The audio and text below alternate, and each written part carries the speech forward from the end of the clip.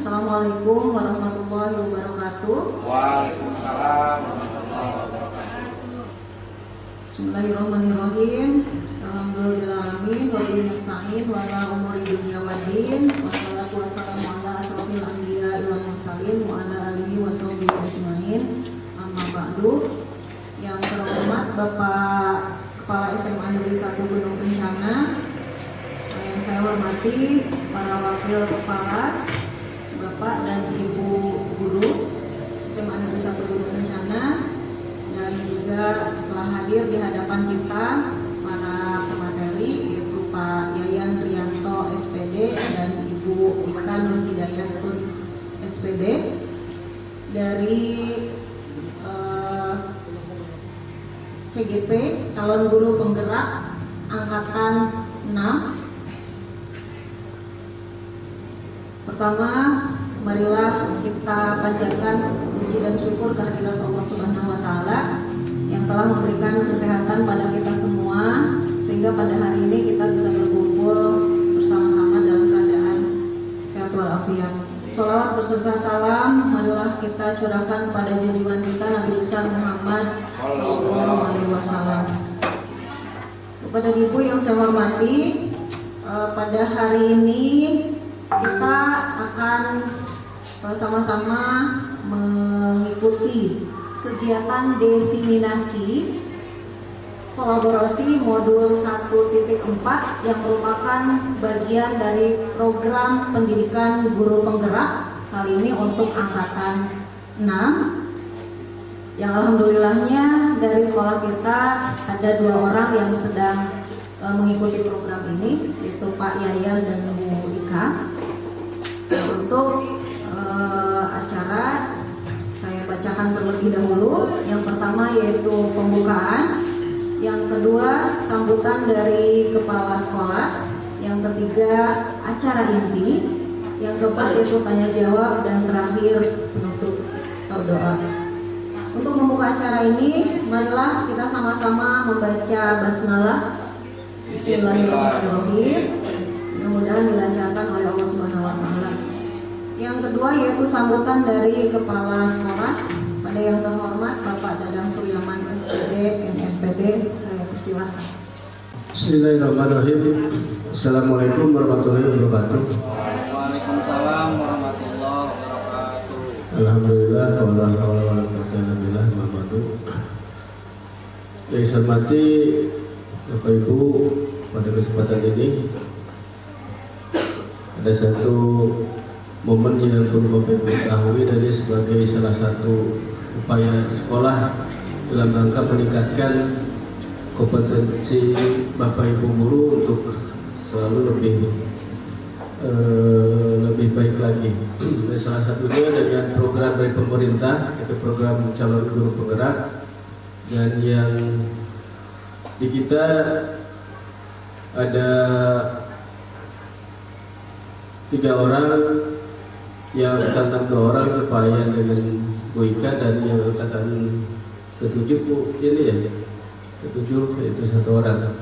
Nah yang angkatan ke-6 ini sudah hampir selesai dan harus melakukan beberapa hal, di antaranya itu diseminasi. Pada kesempatan ini mohon Bapak Ibu untuk menyimak kegiatan ini dengan sebaik-baiknya, dan mudah-mudahan kita bertambah wawasan ilmu kita, terutama dalam rangka mencerdaskan anak bangsa. Dan kepada narasumber nanti Pak Yan dengan Bu Ika untuk tidak usah segan-segan apa yang diperoleh ilmunya untuk disampaikan kepada teman-teman kita. Dan ini salah satu kolaborasi di antara kita. Itu saja Bapak Ibu yang perlu sampaikan. Dengan ucapan Bismillahirrahmanirrahim, acara diseminasi kolaborasi calon guru penggerak secara resmi saya buka. Demikian, lebih kurangnya mohon maaf. Assalamualaikum warahmatullahi wabarakatuh. Waalaikumsalam warahmatullahi wabarakatuh. Terima kasih kepada Bapak Kepala Sekolah. Assalamualaikum warahmatullahi wabarakatuh. Waalaikumsalam.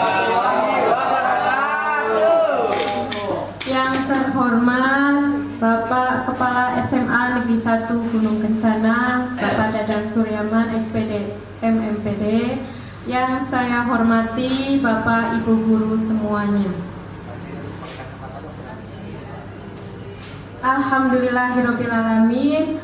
Pada kesempatan hari ini, di siang hari ini, kita berkumpul di ruangan ini untuk melaksanakan diseminasi program guru penggerak.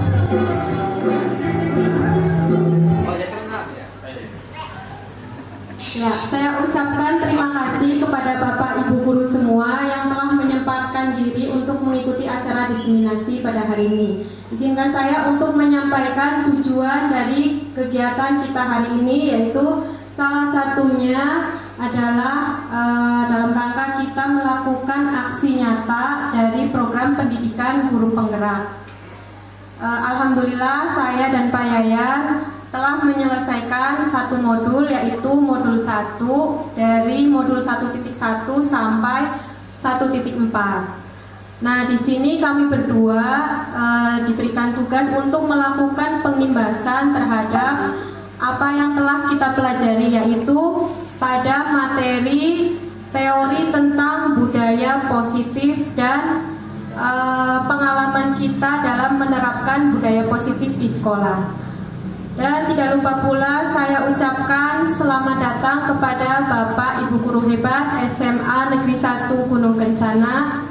Ya, mari kita bersama-sama untuk saling belajar, saling berbagi, dan saling berkolaborasi agar sekolah kita dapat mewujudkan menjadi sekolah yang memiliki disiplin yang positif.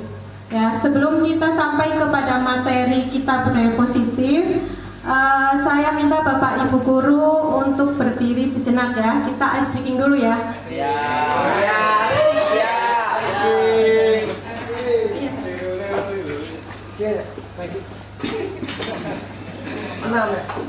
Ayo biar nggak kaku ya.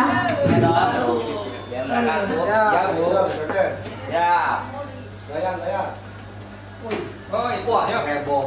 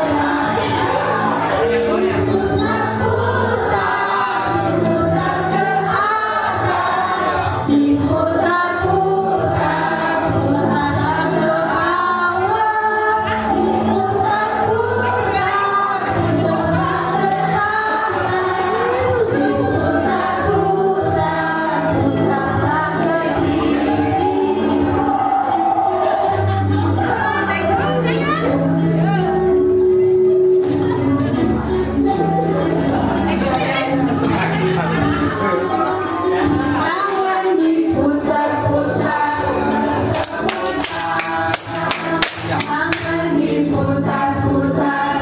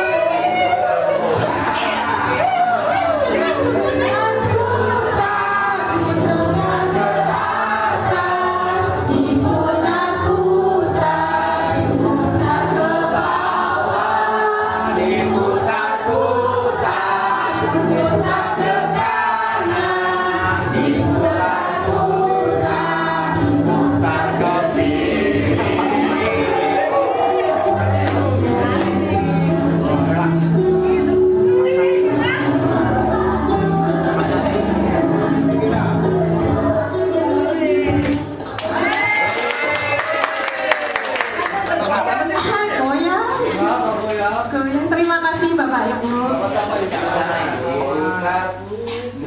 Bu. Ya, kita pada siang hari ini akan melaksanakan diseminasi kolaborasi. Kenapa kolaborasi? Karena yang melaksanakan diseminasi berdua antara Pak Yayan dan saya. Ya.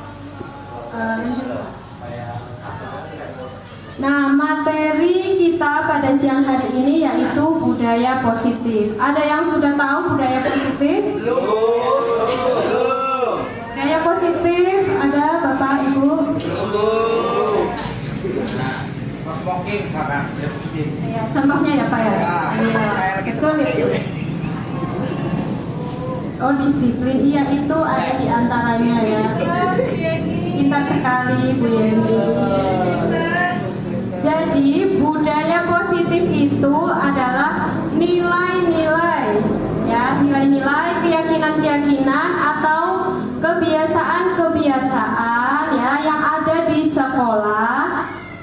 Kemudian apa? Yang berpihak kepada murid ya, agar nanti dapat mengembangkan ya murid yang memiliki pribadi yang kritis, penuh rasa hormat dan bertanggung jawab. Tadi dari kata-kata pengertian budaya positif, tadi di situ dijelaskan ada kata-kata yang berpihak kepada murid ya.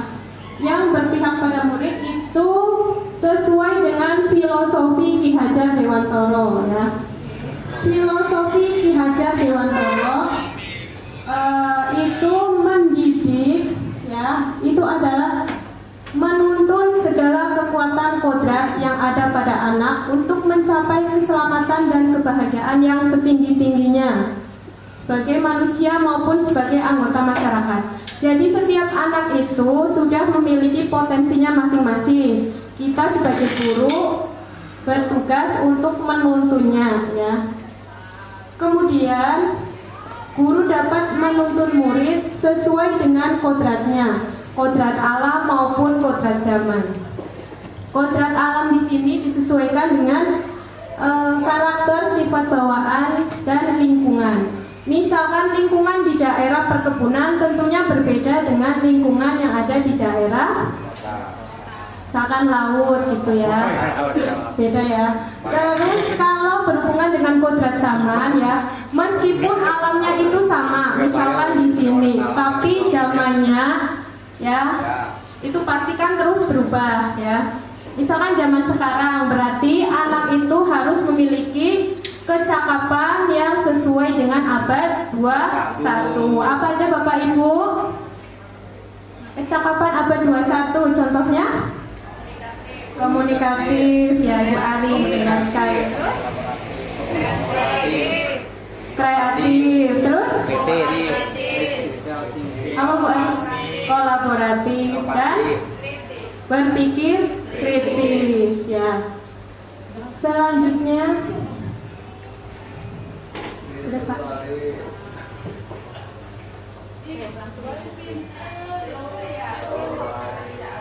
Ya, tadi kan ada kata-kata berpihak kepada murid ya. Berpihak kepada murid di sini berarti guru itu harus menghambat pada murid. Bukan berarti kita harus menuruti apa keinginan murid ya. Tapi orientasi kita ya sebagai guru itu tujuannya adalah murid dan murid ya. Jadi yang menjadi esensial untuk kita adalah untuk kepentingan murid ya.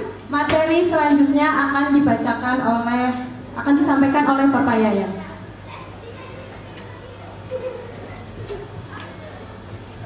Baik, rekan-rekan guru hebat SMA 1 Gunung Kencana, hari ini mudah-mudahan kita akan mendapatkan pencerahan bagaimana tentang budaya positif yang akan kita kembangkan di sekolah kita. Materi yang pertama adalah materi tentang disiplin positif, dan nilai-nilai kebajikan universal. Lanjut. Oke, saya minta tolong 2 orang. Bu Ari, minta tolong ya. Bu Ari, model nih. Kemudian Pak Riki. Silakan maju ke depan. Kita akan mencoba memperagakan tentang perubahan paradigma dalam pendidikan saat ini tentang disiplin positif.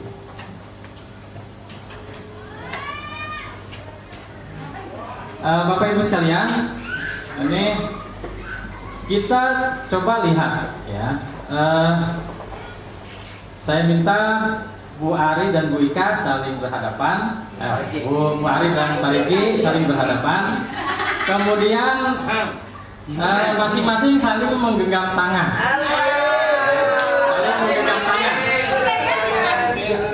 Bayangkan Bu Ari, di dalam genggaman tangan itu adalah sesuatu yang sangat berharga.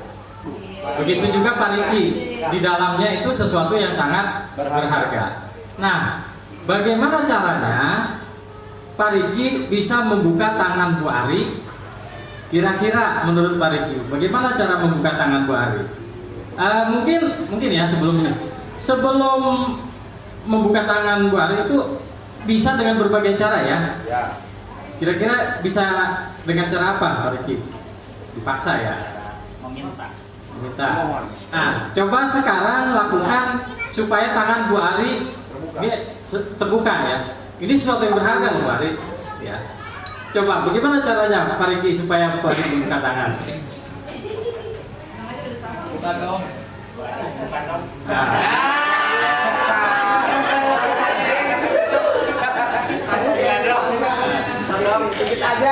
Kira-kira gini, kalau dirayu mungkin bisa ya?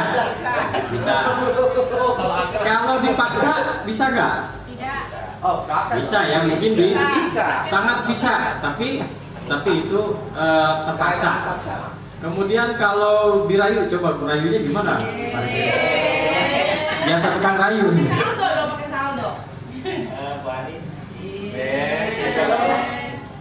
Di dalam tangan Bu Ari sepertinya ada sesuatu yang berharga. Sepertinya harus orang yang tepat untuk membuka tangan Bu Ari. Bolehkah saya membuka tangan Bu Ari?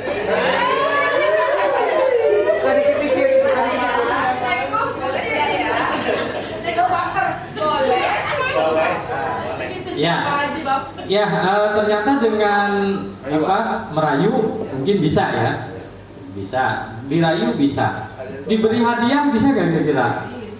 Bisa.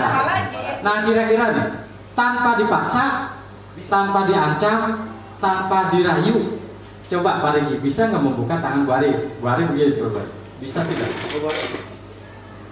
Bagaimana caranya? Tidak merayu, tidak mengancam, tidak tidak memaksa, tidak menyentuh, tapi bisa terbuka tangan Bu Ari.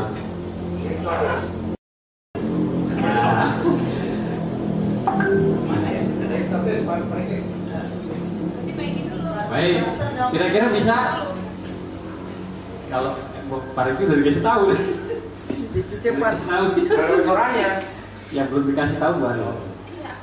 Baik, saya akan mencoba mempraktekkan bagaimana membuka tangan Bu Ari tanpa memaksa, tanpa menyentuh, ya, tanpa memberi hadiah, tanpa merayu. Ini tangan Bu Ari akan terbuka dengan keyakinan Bu Ari sendiri. Tanpa merayu ya, tanpa memaksa. Bu Ari akan saya buka tangannya satu tangan ya. Dengan keyakinan Bu Ari akan membuka dengan keyakinan Bu Ari. Bu Ari kalau hormat itu begini atau begini? Tanpa memaksa. Ini satu tangan ya. Ini lagi Bu Ari. Lagi Bu Ari. Bu Ari kalau misalnya ada teman dari jauh, nah kemudian melambaikan tangan. Bu Ari begini apa begini? Menjawabnya. Nah, dua-duanya ya. Maksa nggak? Enggak. Ternyata terbuka. Bu Ari kalau berdoa begini apa begini? Ini. Nah, ternyata Terbuka. jadi ternyata tanpa memaksa, tanpa merayu, itu kita bisa membuat ya seseorang itu kemudian tersadar dengan keyakinan yang ada pada dirinya sendiri. Nah, Bapak Ibu sekalian, maksud dari tadi ya pemodelan tadi adalah bahwa lanjut Wika, ilusi guru itu mengontrol murid, ilusi bahwa kritik dan membuat orang merasa bersalah itu dapat menguatkan karakter. Kemudian ilusi bahwa semua penguatan positif, efektif dan bermanfaat. Kemudian ilusi bahwa orang dewasa itu memiliki hak untuk memaksa. Bu Ari, Pak Riki, terima kasih atas pemodelannya. Mangga. Ya, tepuk tangan untuk Bu Ari dan Bu Ari. Ya, rekan-rekan sekalian, perubahan paradigma itu stimulus respon teori kontrol dengan teori pilihan ya. Jadi siapa sih sesungguhnya yang memiliki kontrol? Tadi sudah dijelaskan. Jadi yang memiliki kontrol itu ya diri sendiri. Ilusi bahwa guru itu bisa memaksa, bisa membuat murid itu begini begitu dan seterusnya. Karena yang mengontrol itu ya pasti diri sendiri, ya. Dia bisa menuruti, bisa karena terpaksa tadi, bisa karena merasa tidak enak dengan guru, bisa karena dirayu, bisa karena diberi penghargaan dan seterusnya. Tetapi disiplin yang baik itu adalah disiplin diri, yang menurut Ki Hajar Dewantara adalah disiplin yang berasal dari diri sendiri. Nah, inilah yang perlu kita kembangkan kepada anak-anak kita, bahwa disiplin itu adalah disiplin diri. Nah, inilah yang nanti menjadi disiplin positif. Kembali ke budaya positif. Jadi disiplin positif akan membentuk karakter-karakter yang positif. Karakter-karakter yang positif akan membentuk lingkungan yang positif. Lingkungan yang positif membentuk budaya positif sekolah kita. Nah, ini mudah-mudahan dengan ya diseminasi ini kita mendapatkan ilmu. Kemudian kita kembali ke materi. Ini perbedaan antara stimulus respon dengan teori kontrol atau pilihan ya. Kalau stimulus respon itu mencoba mengubah orang agar berpandangan sama dengan kita. Nah, kalau teori kontrol atau teori pilihan itu kita berusaha memahami pandangan orang lain tentang dunia. Kemudian perilaku buruk dilihat sebagai suatu kesalahan. Semua perilaku itu memiliki tujuan. Orang lain bisa mengontrol saya, tidak bisa, hanya Anda yang bisa mengontrol diri Anda. Saya bisa mengontrol orang lain, Anda tidak bisa mengontrol orang lain. Pemaksaan ada pada saat bujukan gagal. Kolaborasi dan konsensus menciptakan pilihan-pilihan baru. Model berpikir menang kalah. Nah, maka dalam teori kontrol atau teori pilihan itu model berpikirnya adalah win-win solution. Modelnya menang-menang. Nah, ini tentang teori kontrol atau pilihan. Teori motivasi. Motivasi itu didasarkan kepada motivasi intrinsik dan motivasi ekstrinsik. Maka motivasi yang baik itu adalah motivasi intrinsik ya. Kalau motivasi ekstrinsik tadi, contohnya ya, ketika kita melakukan sesuatu itu pemaksaan, hukuman. Anak menurut karena dia menghindari hukuman. Kemudian anak melakukan sesuatu karena dia termotivasi untuk mendapatkan imbalan. Nah, kalau motivasi dari dalam diri itu adalah anak berusaha untuk menghargai diri sendiri dengan nilai-nilai kebajikan universal yang dia yakini. Jadi nilai-nilai kebajikan universal itu nilai-nilai yang terlepas ya dari suku, agama, ras ya. Dan itu sifatnya universal. Jadi misalnya keadilan. Keadilan itu semua suku, agama, ras itu pasti menginginkan keadilan. Nah, itulah yang namanya nilai-nilai kebajikan universal yang diyakini. Nah, nilai-nilai kebajikan universal inilah yang perlu kita tanamkan kepada siswa anak didik kita. Maka kalau kita lihat dari tabel itu, yang terakhir itu adalah keyakinan kelas. Nah, maka tugas kita nanti ini kita semua harus buat. Wali kelas ini buat keyakinan kelas. Nanti akan dijelaskan oleh Bu Ika. Keyakinan kelas nanti membuat keyakinan kelas seperti apa. Kenapa kita harus membuat keyakinan kelas? Ini tadi ya, ujung-ujungnya adalah disiplin positif, kemudian lingkungan positif, dan kemudian terbentuk budaya positif. Nah, bagaimana membuat kesepakatan kelas, keyakinan kelas, itu nanti akan dijelaskan oleh Bu Ika. Kemudian 5 posisi kontrol ya. Nanti akan kita tayangkan filmnya bagaimana sih posisi kontrol guru ya. Apakah sebagai penghukum, pembuat rasa bersalah, teman, pemantau, atau manajer. Kemudian bagaimana menyelesaikan permasalahan-permasalahan itu dengan menerapkan segitiga restitusi ya, mulai dari menstabilkan identitas, validasi kebutuhan, sampai menanyakan keyakinan. Dan 5 kebutuhan dasar manusia. Nah, ini tentang 5 kebutuhan dasar manusia, bahwa pada dasarnya setiap orang itu melakukan sesuatu itu karena ingin memenuhi 5 kebutuhan dasar manusia. Yang pertama itu adalah survival atau bertahan hidup. Yang kedua power, kekuasaan, penguasaan. Yang ketiga love and belonging, rasa cinta, kasih sayang, dan merasa diterima. Kemudian kesenangan atau fun. Yang kelima adalah free atau kebebasan. Nah, ini 5 posisi kontrol, 5 kebutuhan manusia dalam memenuhi kebutuhannya. Baik, selanjutnya silakan Bu Ika, terus ke atas lagi. Terus ya, merdeka menurut Ki Hajar Dewantara, merdeka itu tidak hanya terlepas dari perintah, tapi juga cakap untuk memerintah diri sendiri. Jadi coba lihat mereka yang modul satu-satu.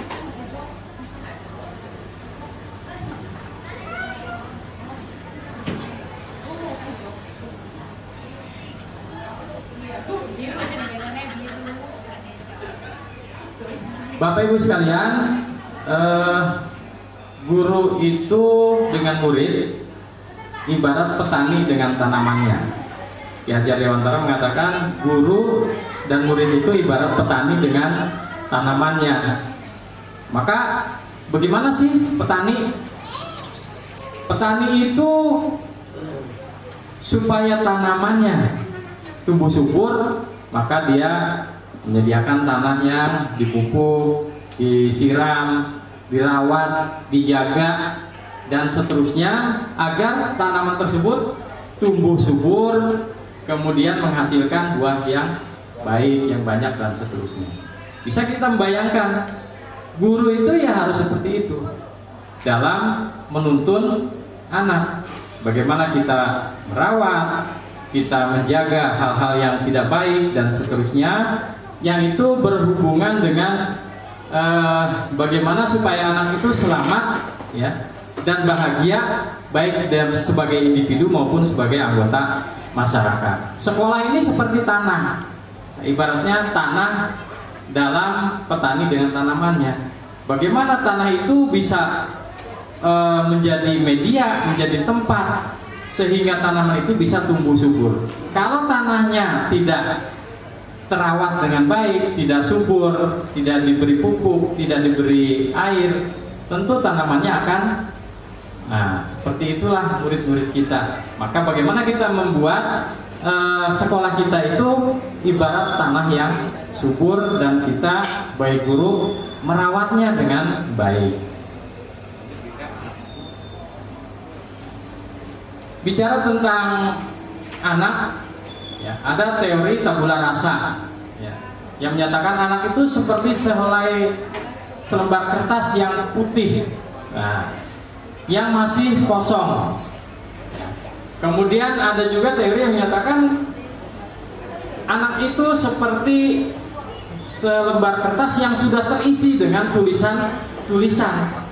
Nah, Ki Hajar Dewantara melihat dua teori ini, kemudian menggabungkan bahwasanya anak itu seperti selembar kertas yang sudah terisi dengan tulisan-tulisan, tetapi masih kurang, sehingga tugas kita sebagai guru adalah menebalkan yang baik-baik, kemudian memburamkan yang jelek-jelek. Nah, itu seperti itu ya. Anak seperti sehelai kertas yang sudah tertulis penuh dengan tulisan-tulisan yang masih suram, dan tugas kita adalah menebalkan segala potensi dan sifat baik anak dan mengikis segala potensi sifat buruk mereka. Kemudian sebagai guru, ya,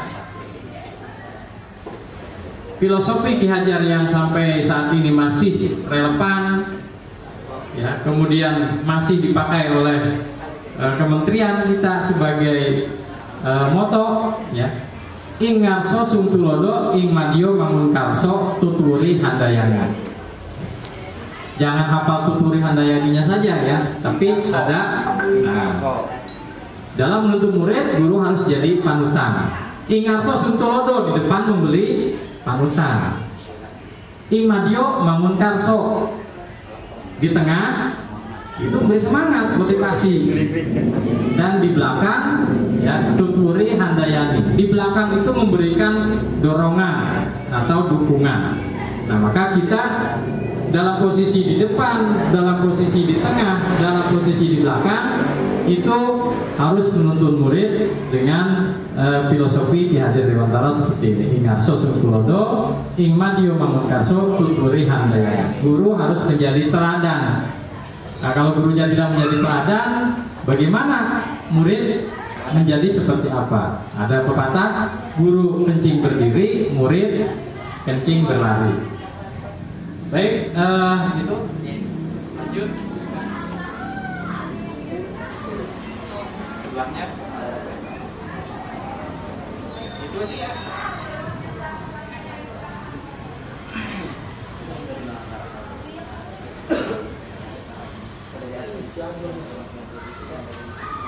Ini yang menarik, ada materi tentang dihukum oleh penghargaan. Mana yang dihukum oleh penghargaan kira-kira? Berarti penghargaan itu tidak bagus, tidak baik. Nah, kira-kira bagaimana kita melihat ini? Ya. Dihukum oleh penghargaan itu bahwa ternyata penghargaan itu bisa jadi hukuman. Penghargaan bisa menjadi hukuman. Kalau penghargaan itu pengaruhnya hanya jangka pendek dan tidak berpengaruh kepada jangka panjang. Penghargaan bisa jadi menghukum. Penghargaan bisa jadi mengurangi ketepatan. Penghargaan bisa jadi tidak efektif, dan penghargaan bisa jadi merusak hubungan. Nah, makanya kalau kita lihat di rapot misalnya, ya, rapot sudah tidak ada peringkat, karena tadi ya peringkat 1 iya, tapi peringkat 2 itu terhukum, dan kemudian tidak akhirnya menjadi itu penghargaan mengurangi ketepatan. Kemudian apakah penghargaan itu boleh? Ya, boleh selama penghargaan itu, ini menurut saya, selama penghargaan itu tidak seperti yang digambarkan tadi, dihukum oleh penghargaan, maka masih penghargaan itu boleh. Ada contoh misalnya, yang bagaimana sih penghargaan yang boleh itu? Penghargaan yang boleh itu penghargaan yang dihubungkan dengan nilai-nilai kebajikan tadi, nilai-nilai kebajikan yang ada pada keyakinan seseorang. Ya, misalnya saya mengapresiasi terhadap nilai-nilai kebajikan yang ada pada kamu. Dari kebajikannya disebutkan. Jadi dihubungkan sehingga nilai-nilai kebajikan itulah yang kita apresiasi. Memberi sesuatu itu sifatnya jangka pendek, tapi menghargai terhadap nilai-nilai kebajikan universal itulah yang sifatnya jangka panjang. Lanjut. Tadi udah ya. Nah ini program apresiasi ya, program kebajikan apresiasi, beri dukungan secara khusus, pengakuan secara pribadi, kemudian beri pengakuan kepada semua murid bergantian secara konsisten dan fokus pada proses. Jadi fokus pada proses bukan pada hasil. Nah proses inilah yang memberi penghargaan kepada proses ya Pak ya. Lanjut. Ya ini contoh tadi ya.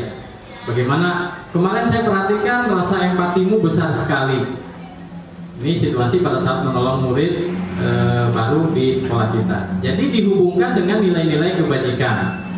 Saya menghargai kepedulianmu. Terima kasih untuk tanggung jawabmu. Jadi dihubungkan dengan nilai-nilai kebajikan universal.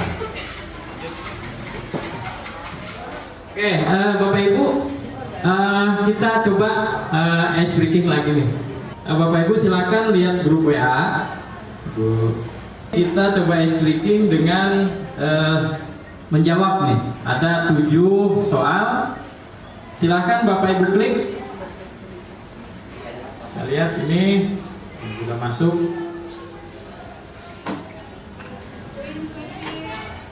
Silakan diklik mulai.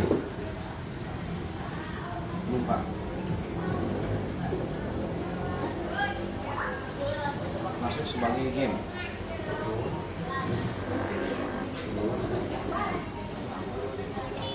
Ada yang bisa masuk? Ini berapa? Klik mulai. Paketnya Pak. Nah, yang belum masuk kuisis ya. Klik Google aja, masuk sebagai Google.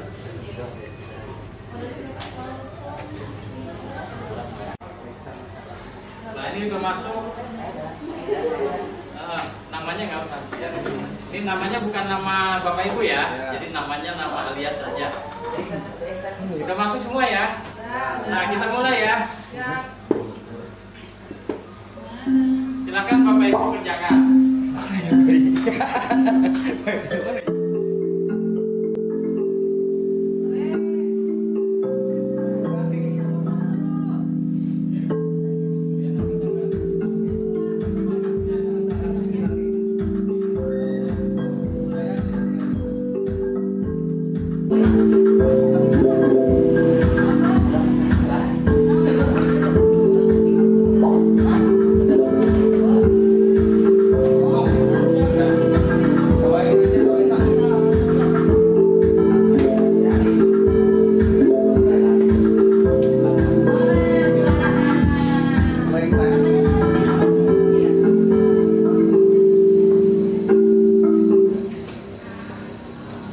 Udah finish semua ya? Ya dah. Selesai. Ada yang belum?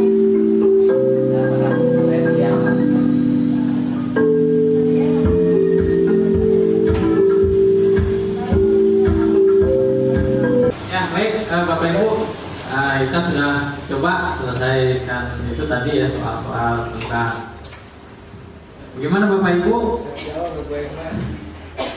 Nah ini sebenarnya soal ini ya, soal ini. Coba nomor 1 berarti hukuman atau konsekuensi. Konsekuensi. Mencatat 100 kali dalam buku kalimat saya tidak akan terlambat lagi karena saya tidak akan terlambat lagi karena terlambat ke sekolah. Ini hukuman atau konsekuensi? Kenapa kira-kira? Nanti ya coba. Yang kedua, lari mengelilingi lapangan basket 2 kali karena terlambat hadir di sekolah. Hukuman atau konsekuensi? Hukuman. Murid diminta untuk push up 15 kali karena tidak menggunakan masker ke sekolah. Hukuman atau konsekuensi? Menggantikan kertas tugas teman yang telah dicoret-coret. Hukuman atau konsekuensi? Membersihkan tumpahan di meja tulis. di air di meja tulis karena tersenggol saat belajar. Hukuman atau konsekuensi?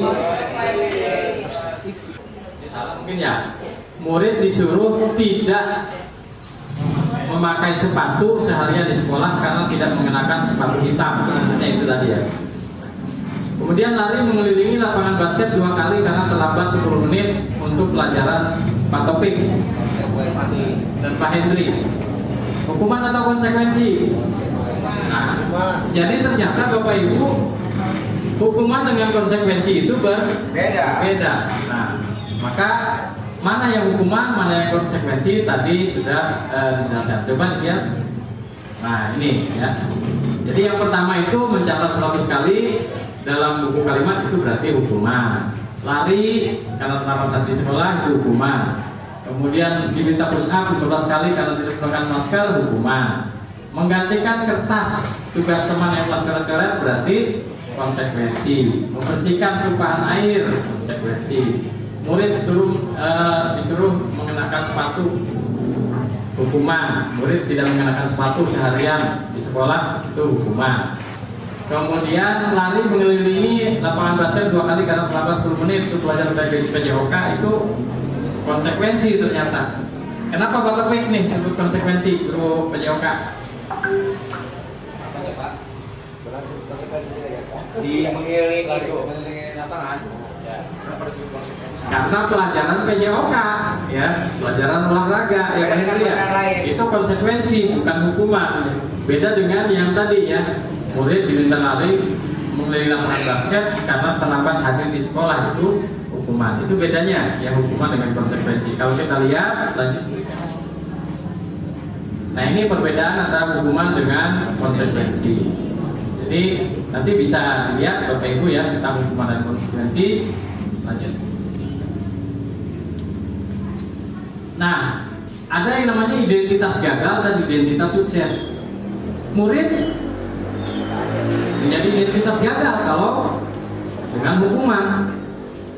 Murid menjadi seseorang yang identitas sukses jika disiplin dengan konsekuensi dan restitusi.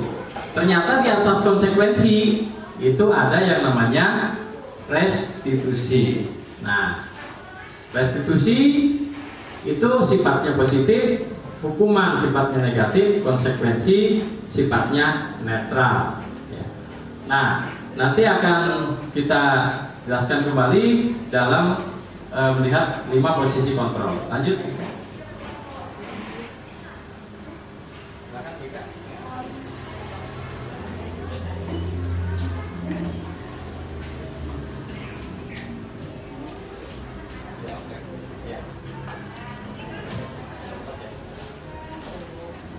Baik, kita lanjutkan kepada restitusi. Apa itu restitusi?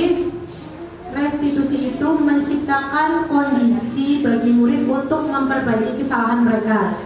Jadi murid itu diajak secara bersama-sama ya untuk mencarikan solusi atas permasalahan mereka sendiri. Ya. Kemudian membantu murid untuk berpikir tentang orang seperti apa yang mereka inginkan. Jadi mereka mau ditanya ya nanti, kamu nanti ingin menjadi orang yang seperti apa gitu ya. Dan bagaimana mereka harus memperlakukan orang lain ya. Mari kita lihat videonya. Oh, ciri-cirinya dulu ya Pak. Ciri-cirinya yaitu yang pertama ya, bukan untuk menebus kesalahan tapi belajar dari kesalahan ya. Yang kedua adalah memperbaiki hubungan. Yang ketiga adalah tawaran, bukan paksaan. Yang keempat, restitusi itu menuntun untuk melihat ke dalam diri. Yang kelima, restitusi itu mencari kebutuhan dasar yang mendasari tindakan. Jadi mereka itu melakukan suatu kesalahan, pasti mereka ingin mencari kebutuhan dasar apa yang ingin mereka dapatkan ya. Mereka inginkan itu pengen kebutuhan dasar apa ya. Kemudian berikutnya restitusi diri adalah cara yang paling baik ya. Kemudian restitusi fokusnya pada karakter bukan tindakan. Jadi ingin membentuk karakter yang seperti apa ya. Kemudian yang 8 adalah restitusi fokus pada solusi untuk menyelesaikan permasalahan. Yang kesembilan adalah restitusi, mengembalikan murid yang berbuat salah, kemudian bisa kembali ke kelompoknya. Nah, tentang keyakinan kelas ya. Sebelum masuk ke keyakinan kelas ya, tadi itu sekolah diibaratkan seperti apa? Seperti tanah tempat untuk bercocok tanam ya. Jadi guru itu mengusahakan lingkungan yang Bercocok tanam. lingkungan yang menyenangkan ya. Kan untuk bercocok tanam itu perlu lingkungan yang menyenangkan ya, yang dapat menjaga dan melindungi dari perbuatan yang tidak baik sehingga dapat menumbuhkan karakter yang baik. Seperti contoh misalkan yang tadinya ya bermalas-malasan kemudian bisa berubah menjadi murid yang lebih bersemangat. Nah, tanggung jawab guru di sini berarti apa? Menciptakan suasana menyenangkan ya, menciptakan lingkungan yang positif ya. Siapa yang menciptakan lingkungan yang positif? Ya, jadi seluruh warga sekolah itu saling mendukung, betul sekali ya. Mendukung ya, saling berkolaborasi ya, saling belajar, berbagi bersama-sama ya. Kemudian yang nantinya akan tercipta kebiasaan yang baik ya. Setelah kebiasaan baik, nanti harapannya dapat menumbuhkan karakter yang baik ya, yang positif ya. Nah, itu nantinya dapat membentuk suatu budaya yang positif. Jadi dengan budaya yang positif itu nanti dapat menuntun anak untuk melakukan hal-hal yang baik ya, yang dapat merubah karakter mereka dan dapat berguna untuk masa depan mereka ya. Nah, salah satu strategi untuk menumbuhkan lingkungan yang positif itu adalah dengan disiplin positif. Nah, salah satunya adalah dengan keyakinan kelas ya. Keyakinan kelas itu apa? Yang tahu? Keinginan. Oh iya. Perbedaannya apa coba antara kesepakatan dan keyakinan kelas?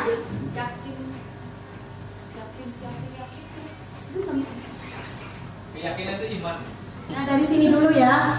Mengapa tidak peraturan? Kenapa harus keyakinan? Harus diyakinkan. Kalau peraturan itu identiknya dengan apa? Peraturan. Pemaksaan, peraturan, terus apa lagi? Penekanan, terus hukuman. Apa lagi? Pelanggaran, sanksi ya. Jadi kalau melakukan kesalahan pasti kena sanksi, hukuman ya. Kalaupun mereka tidak melakukan kesalahan, mereka aman nggak? Aman ya, aman. Nah, tapi amannya itu berasal dari diri sendiri atau enggak? Bukan ya. Ya, jadi itu dari orang lain, dorongan orang lain ya. Karena tadi ingin mematuhi peraturan yang dibuat oleh sekolah. Ya. Sedangkan kalau keyakinan kelas itu dibentuk oleh Semua yang dibagi diri sendiri siapa? Siswa ya.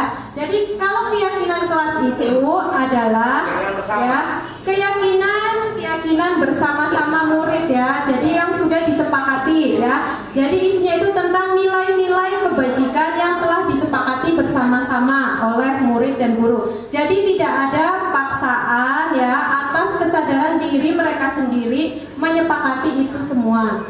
Ya. Nah, di sini mana yang merupakan keyakinan kelas?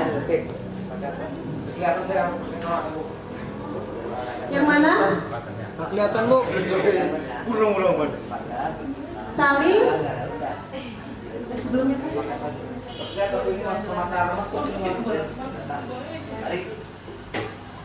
Nah, di sini ya, yang mengapa kita memiliki peraturan harus menggunakan helm bila mengendarai kendaraan roda 2. Ini kenapa? Ya? Biar tidak ditilang. Berarti di sini takut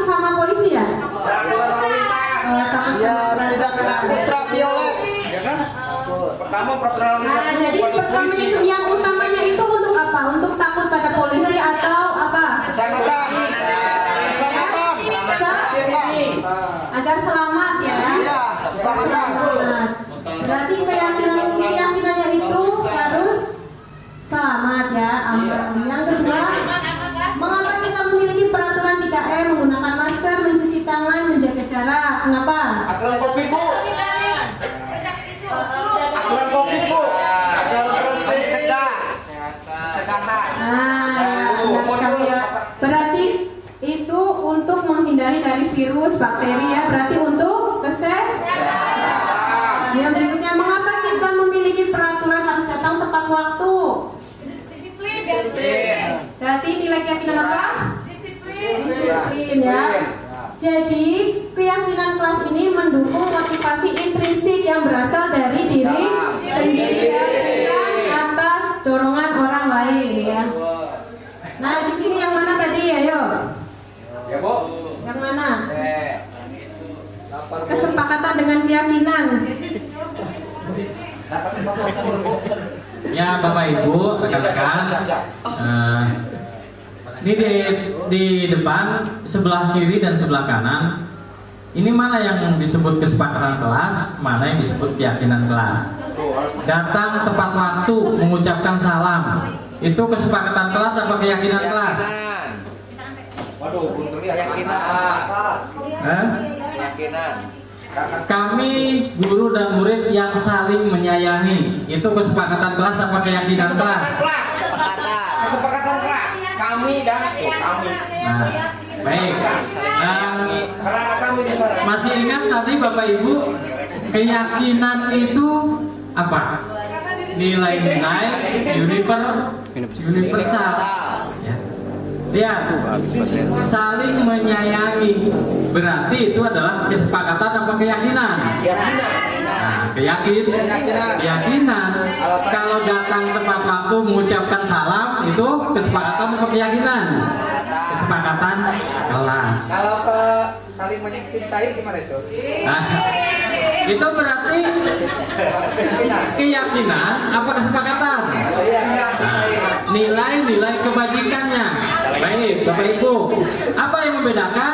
Membedakan adalah nilai-nilai kebajikannya. Kalau keyakinan itu dihubungkan dengan nilai-nilai kebajikan yang universal, saling menyayangi, semangat, peduli, bertanggung jawab, dan seterusnya. Itu namanya keyakinan.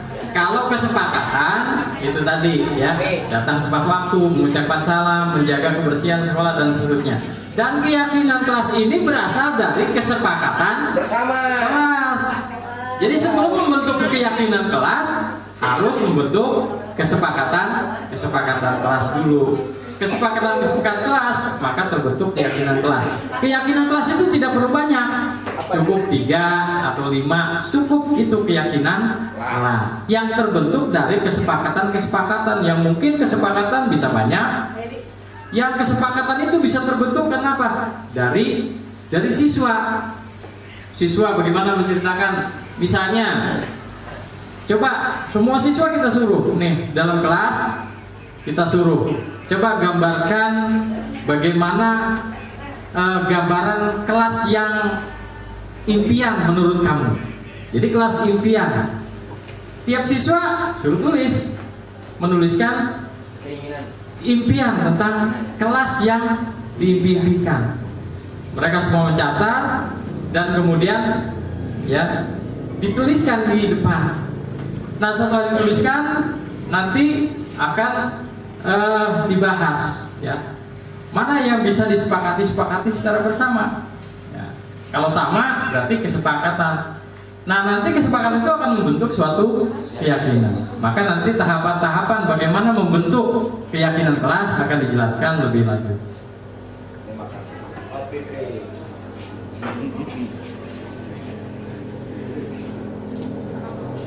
Tahapan-tahapan dalam membuat kesepakatan kelas ya. Yang pertama ini dengan tabel Y ya. Misalkan ini adalah hormat ya.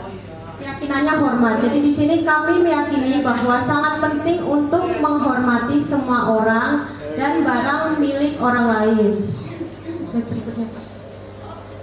Jadi kalau dalam bentuk Y, itu yang terdengar itu adalah misalkan tolong ya, terus yuk saya bantu, kemudian boleh saya pinjam, kemudian nanti akan segera saya kembalikan ya. Itu yang terdengar. Jadi yang terdengar itu apa yang diucapkan ya. Kemudian yang terlihat adalah ketika berempati terhadap perasaan orang lain.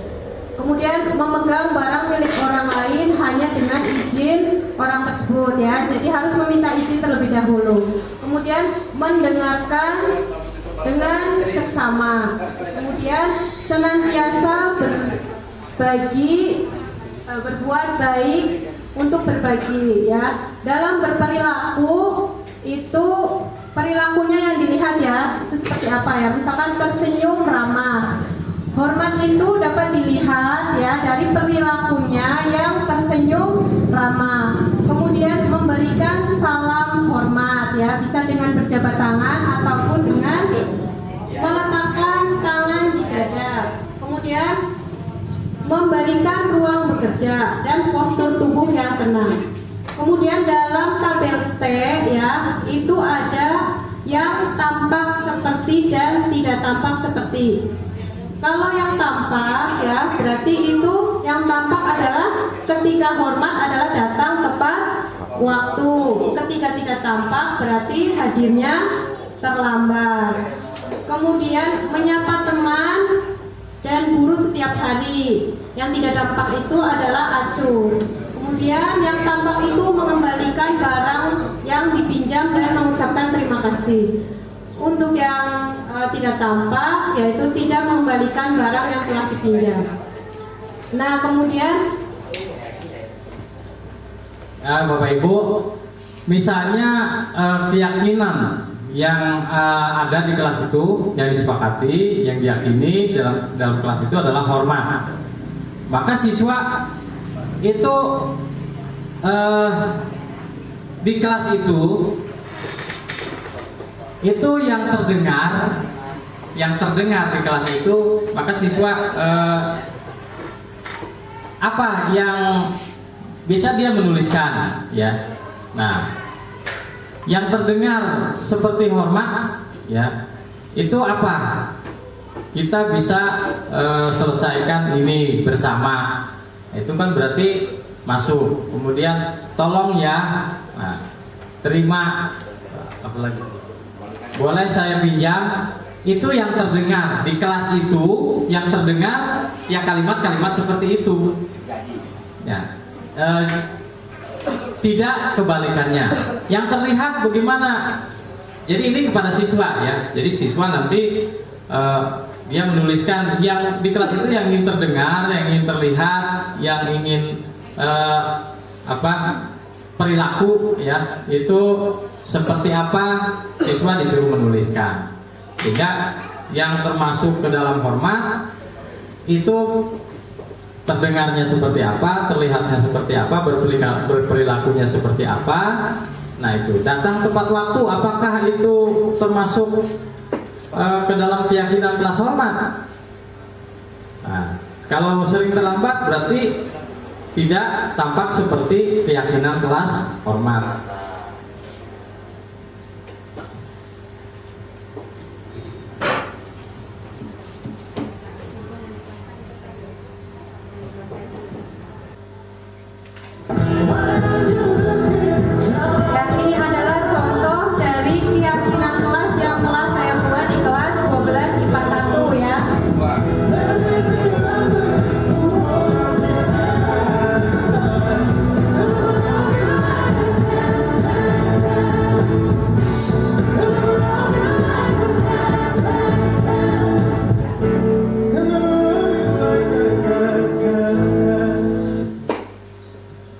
Jadi dalam video itu pertama ya, sebelum menentukan keyakinan kelas, kita tanyakan dulu kepada murid-murid kita ya.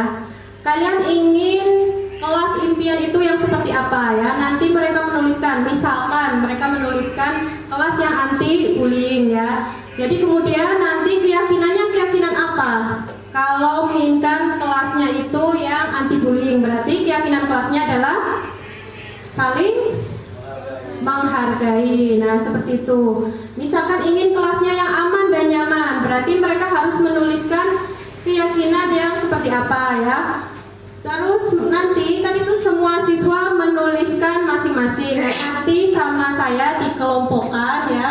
Itu ada berapa macam ya? Tadi ada 7 macam keyakinan kelas ya. Tadi benar yang dikatakan Pak ya, jangan terlalu banyak-banyak ya. Cukup 3 atau 7 saja.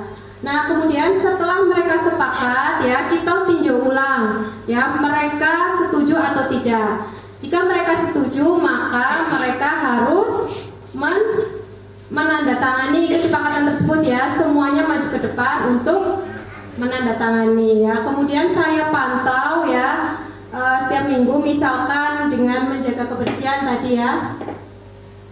Menjaga kebersihan itu berarti saya melihatnya, kemudian sapa 5S ya, dengan senyum sapa kita amati. Nah, sebelum ini ya, ini coba ya, selalu kembalikan buku ke tempatnya. Ini keyakinan kelasnya apa? Selalu mengembalikan buku ke tempatnya. Keyakinan kelasnya seperti apa? Kerapihan. Ya, kerapihan. Terus? Kebersihan. Apalagi Bu Dewi? Selalu kembalikan buku ke tempatnya. Berarti nilai keyakinannya apa Bapak Ibu? Kesadaran. Kesadaran. Berarti kalau kesadaran itu bertanggung jawab. Kemudian dilarang mengganggu orang lain. Berarti nilai keyakinan kelasnya apa? Yang mengganggu orang lain. Saling menghargai. Terus hadir di sekolah 15 menit sebelum pembelajaran dimulai. Disiplin bisa. Kemudian apa lagi?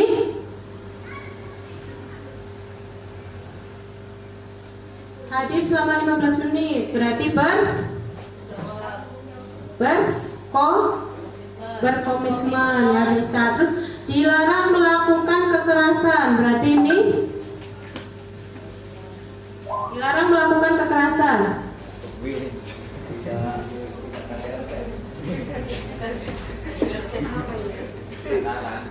Apa jawabannya itu?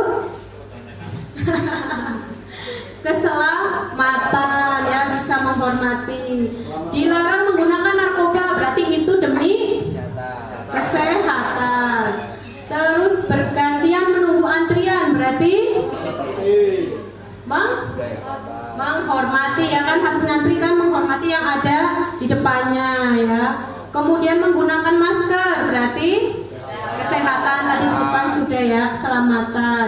Jangan berlari di kelas atau di koridor, berarti itu demi keselamatan atau keamanan.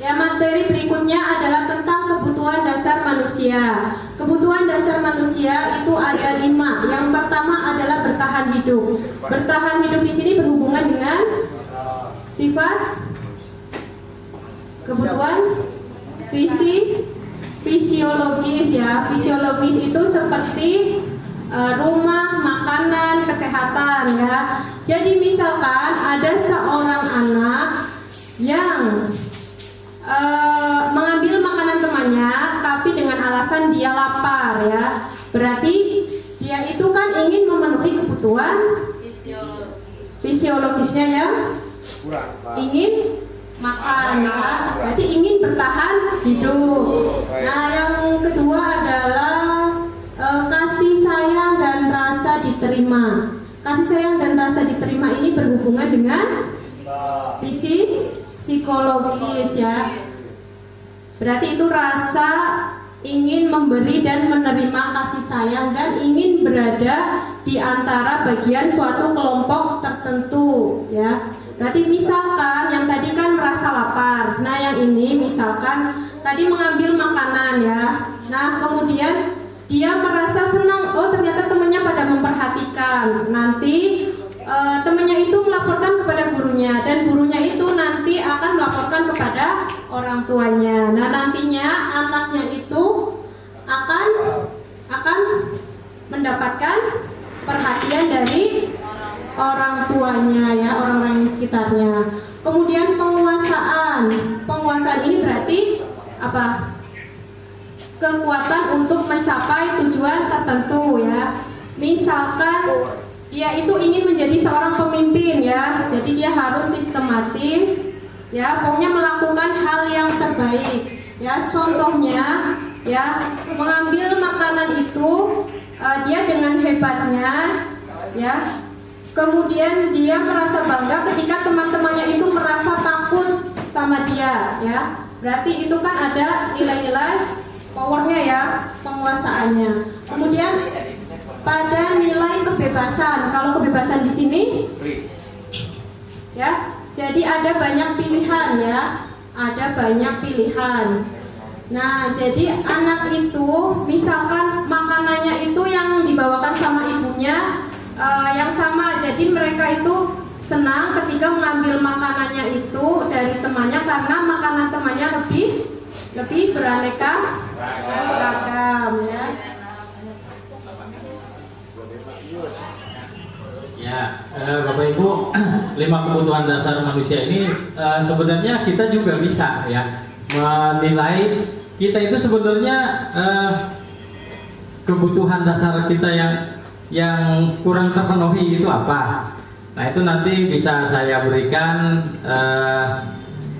pertanyaan-pertanyaan, ada soal-soal yang nanti kalau kita isi, nanti kita hitung ya isian kita itu, sehingga terlihat kita itu sebenarnya kebutuhannya apa. Kalau saya kemarin mencoba ya, ternyata kebutuhan saya yang kurang itu kesenangan gitu ya, senangan ya, fun.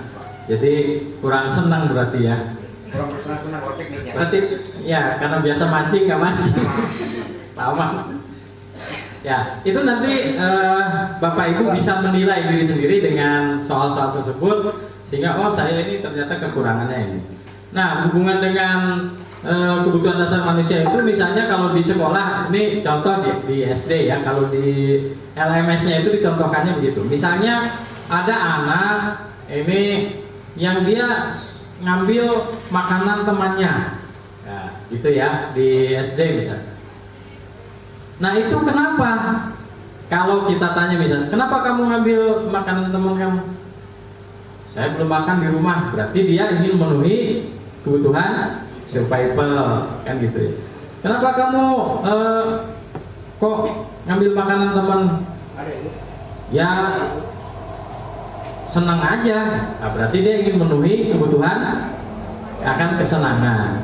Kenapa kamu ngambil makanan teman? Ya biar dia nggak macam-macam sama saya. Nah, berarti ingin memenuhi kebutuhan power, kekuasaan. Kenapa kamu ngambil makanan? Ya di rumah nggak dikasih makan atau sering dimarahi sama orang tua. Berarti kebutuhan akan kasih sayang dan rasa diterima dan seterusnya. Jadi ketika suatu permasalahan itu kalau dilihat dari kebutuhan dasarnya, dia ingin memenuhi kebutuhan dasar apa, itu maksudnya.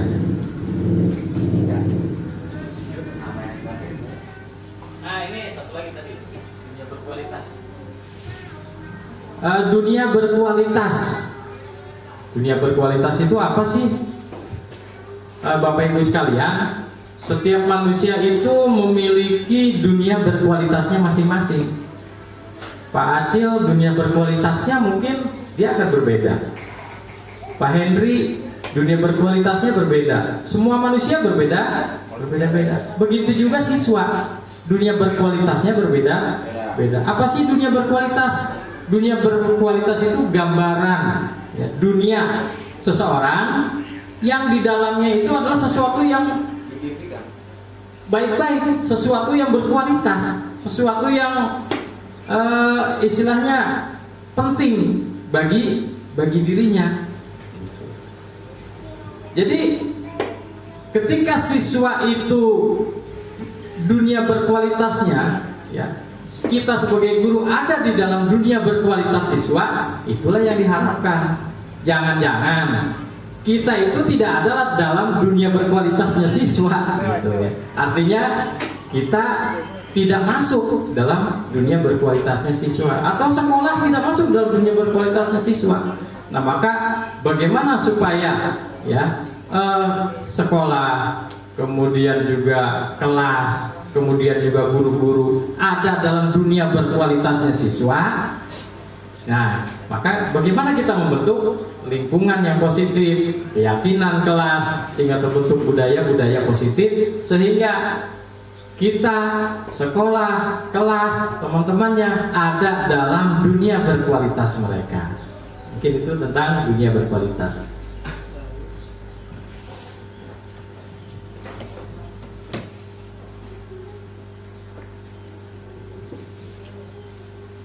Nah, yang berikutnya adalah tentang 5 posisi kontrol ya. Silakan Bapak Ibu lihat.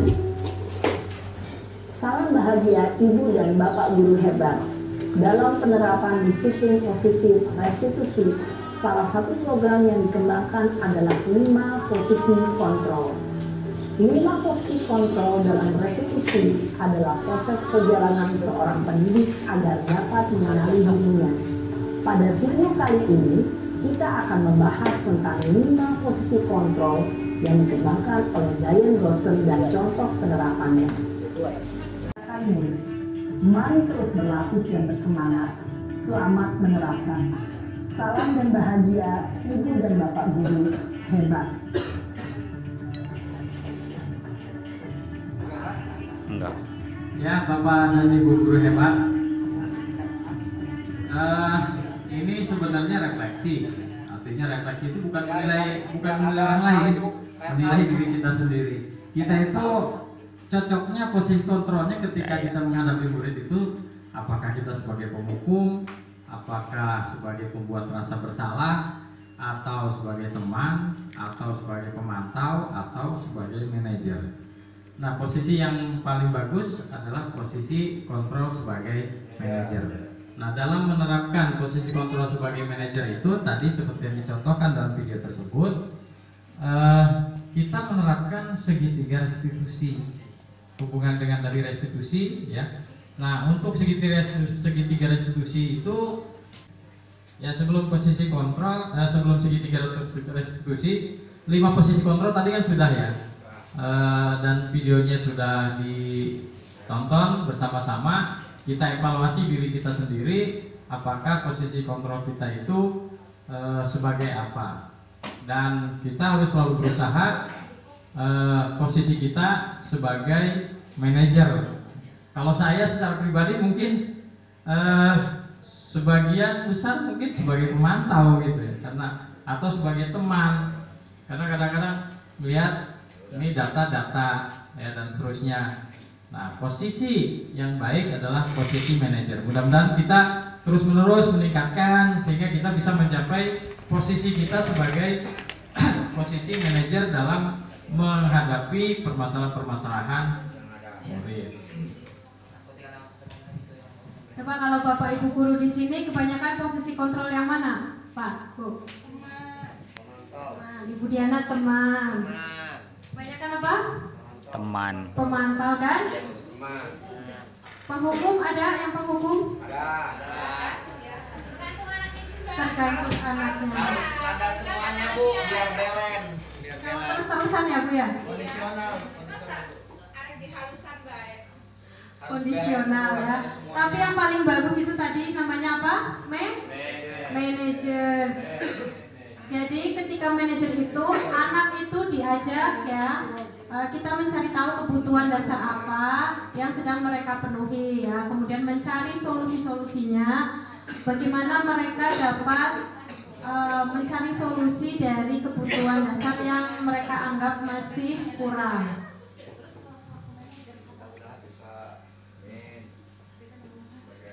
Nah, tadi dalam posisi control manager kita menerapkan yang namanya segitiga restitusi ya.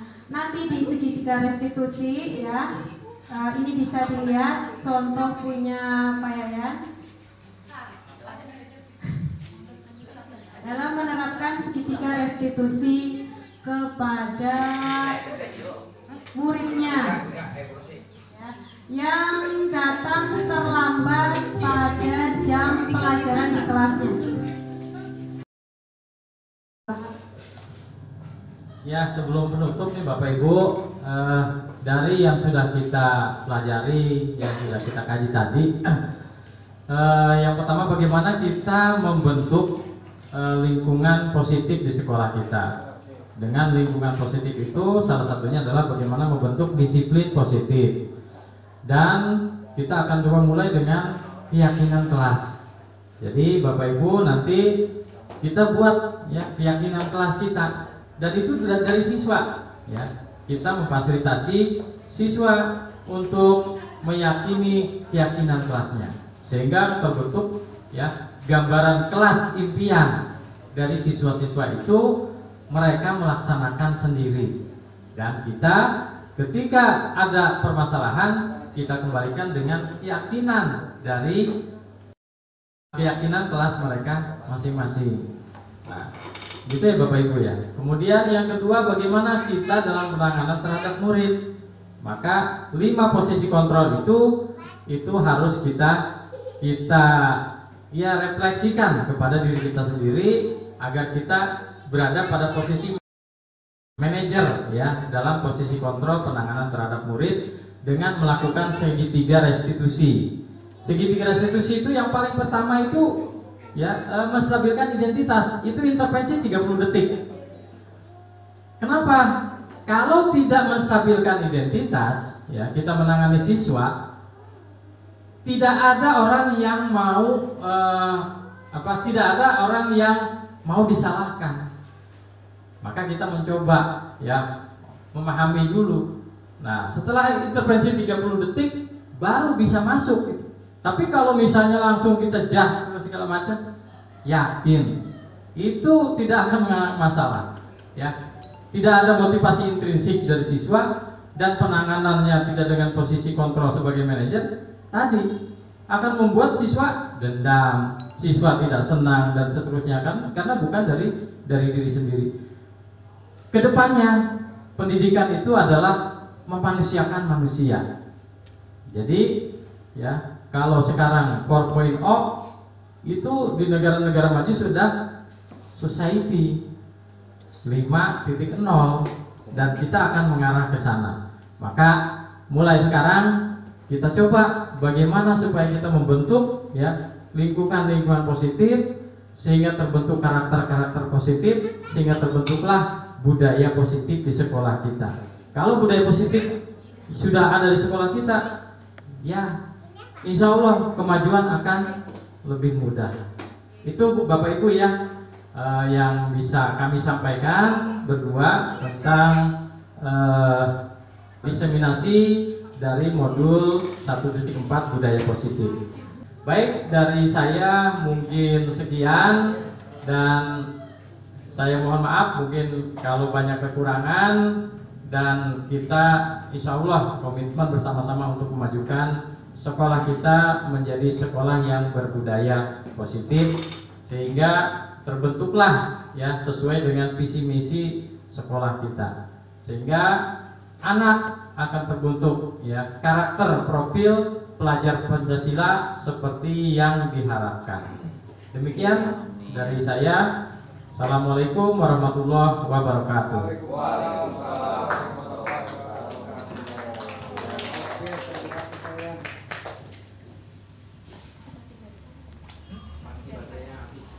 Baik, terima kasih pada para narasumber Pak Yayan Rianto SPD dan Ibu Nur Hidayah Tun SPD atas paparannya.